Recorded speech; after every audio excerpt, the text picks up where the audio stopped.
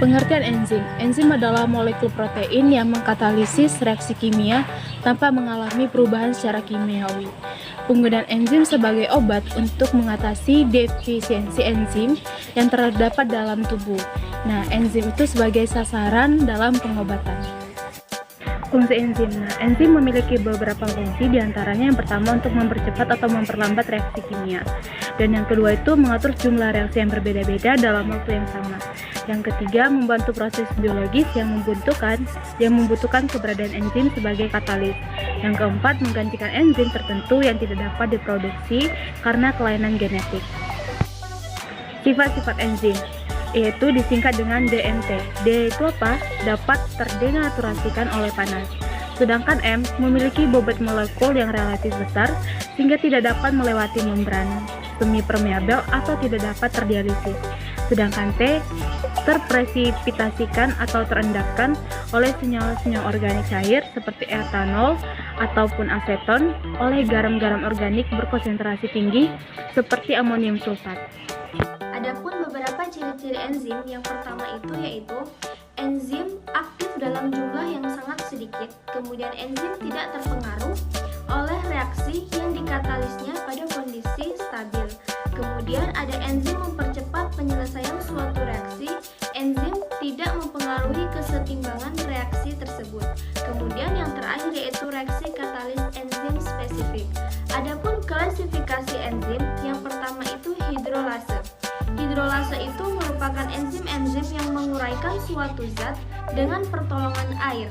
Hidrolase itu dibagi atas kelompok atau bagian kecil yang berdasarkan substratnya, yaitu ada karbohidrase, yaitu enzim-enzim yang menguraikan golongan karbohidrat, yaitu berupa amilase, maltase, sukrase, laktase, selulase, dan pektinase.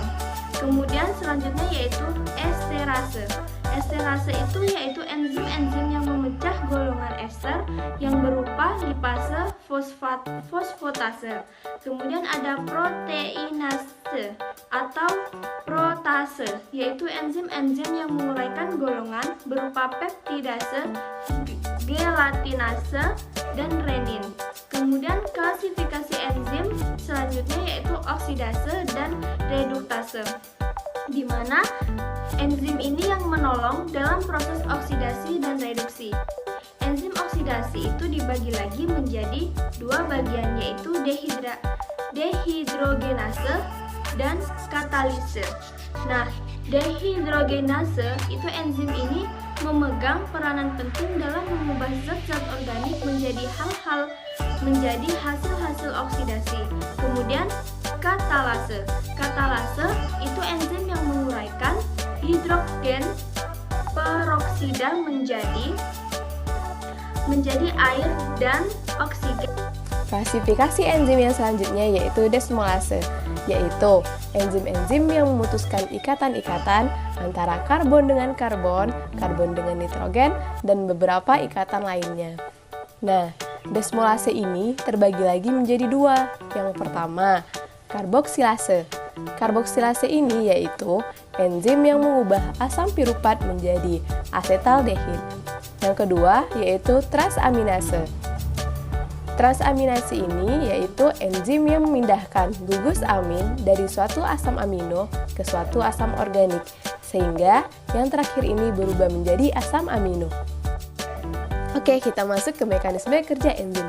Nah, mekanisme kerja enzim dalam reaksi yaitu melalui pembentukan kompleks enzim dan substrat. Oleh karena itu, hambatan atau inhibisi pada suatu reaksi yang menggunakan enzim sebagai katalis dapat terjadi apabila penggabungan substrat pada bagian aktif enzim mengalami hambatan. Molekul atau ion yang dapat menghambat reaksi tersebut disebut dengan inhibitor. Nah, kemudian ada dua cara kerja enzim, yaitu yang pertama dengan model kunci dan gembok, yang kedua dengan cara induksi pas. Selanjutnya, enzim untuk pengobatan. Yang pertama ada streptokinase. Streptokinase adalah suatu protein, tetapi bukan enzim itu sendiri, yang disintesis oleh Streptococcus yang bergabung dalam plasminogen proaktivator. Kompleks enzim ini mengkatalisis konversi dari plasminogen inaktif menjadi plasmin aktif.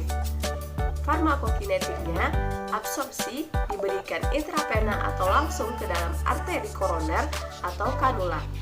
Distribusi tidak menembus plasenta. Metabolisme dan sekresi dibersihkan dengan cepat dari sirkulasi oleh antibodi dan sistem retikuloendotelial dan sirkulasi setelah pemberian intravena. Kemudian selanjutnya yaitu indikasinya berupa infark miokard akut, trombosit vena dalam atau DVT, emboli perut, trombosit arteri perut akut atau subakut, penyakit sumbatan arteri kronis dan sumbatan arteri vena retina sentral. Kemudian efek samping seperti obat lain yang mempengaruhi homeostatis. Efek yang tidak diharapkan pada streptokinase ini adalah perdarahan. Kemudian ada urokinase. Urokinase adalah enzim manusia yang disintetis oleh ginjal yang mengubah plasminogen menjadi plasmin aktif secara langsung. Nah, untuk farmakokinetikanya, bila diberikan infus intravena, urokinase mengalami clearance yang cepat oleh hati. Clearance ini adalah ukuran eliminasi obat dari tubuh tanpa mempermasalahkan mekanisme kerjanya. Paruh waktunya yaitu 20 menit. Sejumlah kecil obat disekresi dalam empedu dan urin. Nah, untuk indikasinya yaitu untuk mengobati gumpalan darah dalam paru-paru. Efek sampingnya berupa efek hematologis seperti pendarahan khususnya luka tusuk, pendarahan internal yang parah, dan pendarahan intrakarnial. Kemudian reaksi alergi, demam, kedinginan, dan sakit di bagian punggung dan perut. Nah, reaksi yang lebih serius lebih mungkin terjadi dengan penggunaan urokinase dan streptokinase. Kemudian ada enzim protease, di mana enzim ini merupakan enzim yang berguna bagi tubuh dalam menangkis sel kanker. Enzim ini terdapat pada getah pankreas. Efek samping dari enzim ini adalah dapat mempengaruhi pasien dengan terapi hepatitis C. Kemudian ada enzim lipase. Enzim ini adalah enzim yang dapat larut dalam air, yaitu dengan cara mengkatalis hidrolisis ikatan ester dalam substrat lipid yang tidak larut air. Contohnya adalah kotazim forte dengan dosis 170 mg. Kemudian ada ekstrak empedu sapi dengan dosis 65 mg dan selulosa dengan dosis 10 mg. Baiklah, selanjutnya adalah seratiopeptidase. Seratiopeptidase adalah enzim yang diisolasi dari Enterobacterium non-patagonik, disebut juga dengan Serratia E15, yang umum ditemukan pada ulat sutra. Seratiopeptidase digunakan pada kasus trauma, atiris, operasi, bronkitis, pembekuan darah, dan sindrom carpal tunnel. Contoh sediaannya adalah Nutriflam. Indikasinya, inflamasi pada semua kondisi pembedahan dan infeksi. Selanjutnya ada papain. Papain adalah enzim jenis protease yang terdapat pada getah pepaya, cairan kental dan putih yang banyak ditemukan pada batang, buah, maupun daunnya. Papain mampu memecah molekul protein.